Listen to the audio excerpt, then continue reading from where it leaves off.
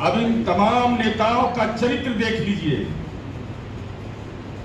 ये कह रहे हैं कि प्रश्न पत्र लीक हुआ है, कोचिंग संचालक कह रहे हैं कि हमारे पास साक्ष्य है। एक ने तो इतना दुस्साहस करके कह दिया कि माननीय मुख्यमंत्री जी से हमारी बात हुई है, उन्होंने अपने प्रधान सचिव को निर्देशित कर दिया है। अरे कौन है यह गुनाहगार जो बिहार में प्रश्न पत्र लीक होने की बात कह करके बिहार के नौजवानों के जीवन के साथ खिलवाड़ कर रहा है? ये राजनेता हैं, प्रतिपक्ष के नेता हैं, अशांत पार्टी वैनिटी वैन वाले हैं, कंबल वाले हैं, निर्दलीय हैं। हम सवाल जानना चाहते हैं इन तमाम नेताओं से, अगर आप अभ्यर्थी के पक्ष में थे, आप हाई कोर्ट में इंटरवेनर क्यों नहीं बने? हाई कोर्ट में इंटरवेनर नहीं बनना ही यह बताता है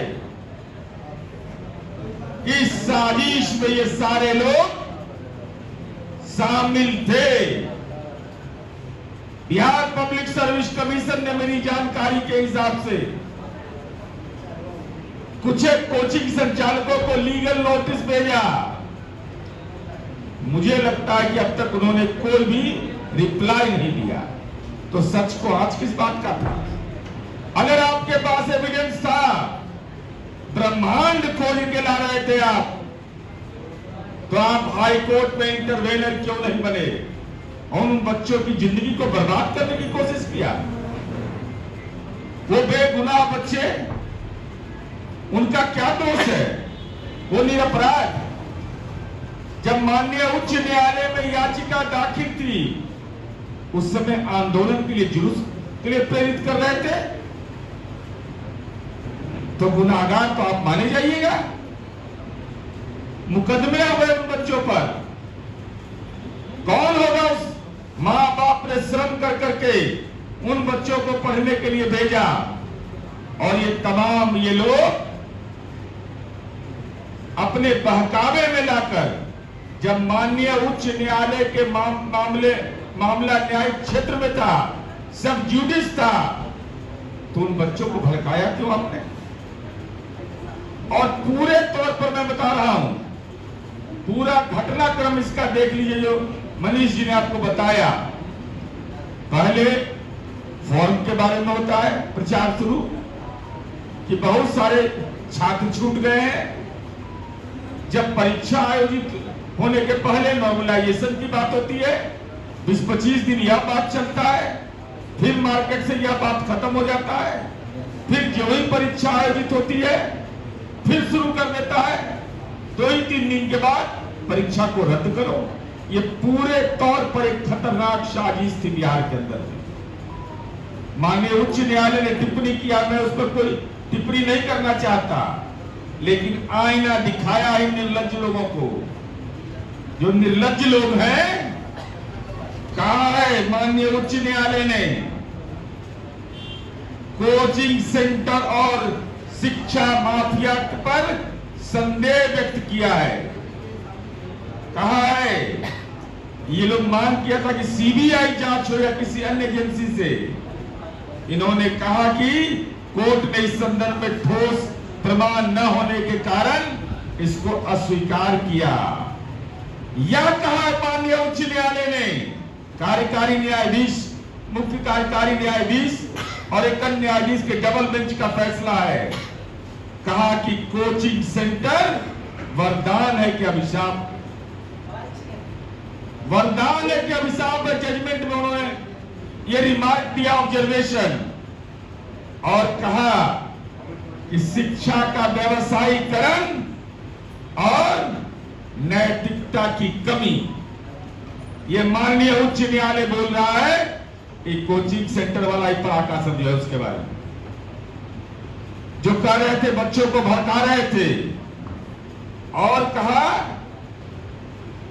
कि कोर्ट ने कोचिंग सेंटरों को अधिक जिम्मेदार बनने की सलाह दिया। परीक्षा की तैयारी में छात्रों को कोचिंग सेंटर मालिकों ने आंदोलन के लिए प्रेरित किया। ये गुनाह आपके बारे में बताया कि आपने बच्चों के साथ ये गुनाह किया है। सोशल मीडिया पर इन लोगों ने बच्चों को भड़काने का काम किया। कोर्ट ने इसे इरेस्पॉन्सिबल बिहेवियर माना, कहा यह गैर जिम्मेदार कदम है। ये माननीय उच्च न्यायालय कह रहा है। आंदोलन को राजनीतिक समर्थन मिलने की संभावना व्यक्त किया। कोर्ट ने कहा कि परीक्षा के सामान्यीकरण के बजाय छात्रों को आंदोलन में शामिल किया गया।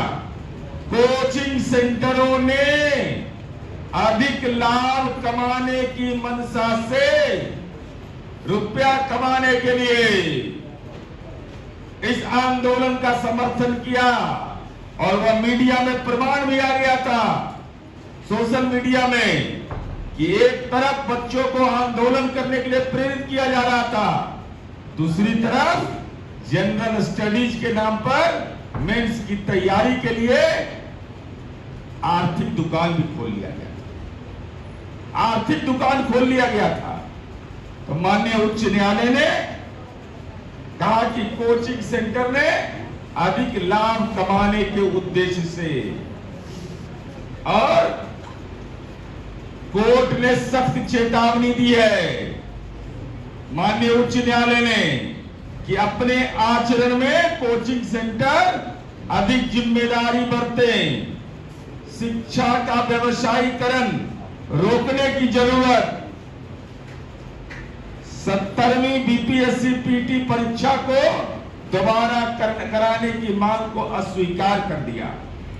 छात्रों से अनुरोध किया माननीय उच्च न्यायालय ने कि आप आंदोलन से दूर रहकर अपनी तैयारी पर ध्यान दीजिए। भ्रांति फैलाकर परीक्षा को रद्द करने का प्रयास किया गया, कराने का। कोचिंग सेंटरों की व्यवसायिक मंशा छात्रों के हित पर हावी हो गया। आयोग और कोचिंग सेंटर छात्रों को पढ़ाई छोड़कर आंदोलन में धकेल दिया गया। अब मेरा सवाल है तेजस्वी यादव आपसे, राहुल गांधी आपसे, और जो लोग आंदोलन का समर्थन कर रहे थे, जिन बच्चों का नाम इस आंदोलन में पड़ा, वो मुदाले हो गए। बताओ किसको किसको लीगल एड दिया, कानूनी सहायता दिया उन बच्चों को। वो गरीब के बच्चे अगर जेल की सलाखों तक गए, जमानत मूव किया, श्वेत पत्र जारी करो किसको कितना मदद की हो और किस अकाउंट से मदद की हो। और दूसरा सवाल मेरा है कि वो तो मुदाले बन गए, अब उस बेचारा निरपराध हुआ। माननीय उच्च न्यायालय ने भी कहा कि उसको गुमराह किया गया। कोचिंग सेंटर के लोगों ने यह किया तो दो अपनी कमाई का हिस्सा। जो तुम्हारे पास दौलत है बेशुमार, आपके पास उस दौलत में से उन बच्चों को हिस्सेदारी दीजिए। वो बच्चे क्या करेंगे? अब वो अभ्यर्थी नहीं बन सकते, सॉरी अभ्यर्थी कहीं नौकरी नहीं पा सकते सरकारी। प्रतिभा रहते हुए उनके साथ जो आपने व्यवहार किया और माननीय उच्च न्यायालय ने उस पर मुहर लगाया, तो गुनाहगार कौन है? और नौकरी के बदले जमीन लेने वाले भी तड़प रहे थे रात में कि हम तो एकदम आ गए बेचैन होके। हालांकि आधे घंटा 1 घंटा में फरार बेचारे हो गए। बर्थडे में जा रहा था, बर्थडे में जा रहे तो वही रास्ता पड़ा था, ये देखे कि हम बोनी करिए थे तो मालदार क्या। तो जरा दीजिए तेजस्वी यादव जी, आपने यह कहा है परीक्षा पेपर लीक हुआ है, इस वीडियो में है, तो अगर लीक हुआ है तो उसका साक्ष्य क्यों नहीं दिया? आप हाई कोर्ट में इंटरवेनर क्यों नहीं बने? जमानत के लिए कोर्ट जाइएगा, इन बच्चों के भविष्य के लिए नहीं जाइएगा। आई कोचिंग संचालक साहब क्यों नहीं हाई कोर्ट में हस्तक्षेप किया? इंटरवेनर क्यों नहीं बने? अपनी संस्था के माध्यम से क्यों नहीं बने? हम ये जानना चाहते हैं आपसे। इसलिए पूरे तौर पर माननीय नीतीश कुमार जी और एनडीए की सरकार, नीतीश कुमार जी का मतलब होता है रोजगार, नीतीश कुमार जी का मतलब होता है पारदर्शी तरीके से रोजगार मिलना, कोई भेदभाव नहीं, कोई दलाल और मक्कार नहीं, प्रतिभा के बल पर नौकरी हमने हर पंचायत तक पहुंचा दिया है। हमको किसी के प्रमाण पत्र की जरूरत नहीं है। हर जगह हाई स्कूल अगर हमने खोला है तो हाई स्कूल अगर खोले तो शिक्षक बहाल किए। आज चौक चौराहे पर बेटी मिल रही है, ये नीतीश कुमार जी का राज है। और कहा गया कि नौकरी बिकता है, करोड़ों का सौदा हो गया है, अधिकारी नेता इन लोगों ने बंटवारा कर लिया है। अरे कलेजा में दम का नाम बताओ। फर्जी आरोप लगा रहे थे, हम लोग प्रतीक्षा में थे कि माननीय उच्च न्यायालय का फैसला आ जाए। जो भी फैसला आएगा उसके बाद अपनी प्रतिक्रिया देंगे। हर अपमान का घुटसा करके भी सहन करते रहे तथा कथित विपक्ष के फर्जी नेतागण जो राजनीति में फर्जीवाड़ा करते हो। हम पूछना चाहते हैं, आंगनबाड़ी सेविका का बेटा उज्जवल कुमार 69वीं का टॉपर बना। ये लालू राबड़ी राज में था, ये नीतीश कुमार जी का राज है। आंगनबाड़ी सेविका का बेटा 69वीं में टॉपर बना। जिसको मर्जी है जहां मन करे उनके मोबाइल पर फोन करके पूछ लो। उसकी माता को, उसके मां से पूछ लीजिए, उसके परिजन से पूछ लीजिए। कोई माए का नाम इस बिहार में बता नहीं सकता है कि नौकरी बिकती है। नौकरी बेचने का आपका संस्कार रहा है। अरे तो वर्ल्ड रिकॉर्ड है जी।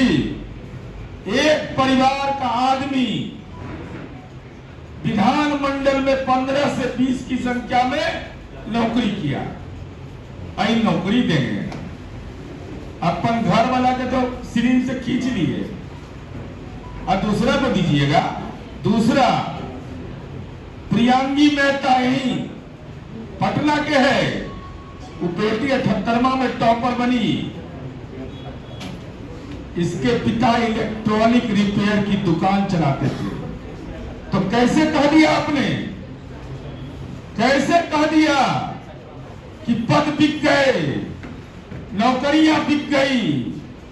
इसलिए हम आपसे जानना चाहते हैं, क्या विपक्ष के पास कोई ठोस प्रमाण था पेपर लीक का, या कोचिंग सेंटर के आरोप के आधार पर आपने ये बातें कही? अगर इन लोगों के पास आधार था और आपके संपर्क में ये थे तो आप इंटरवेनर क्यों नहीं बने?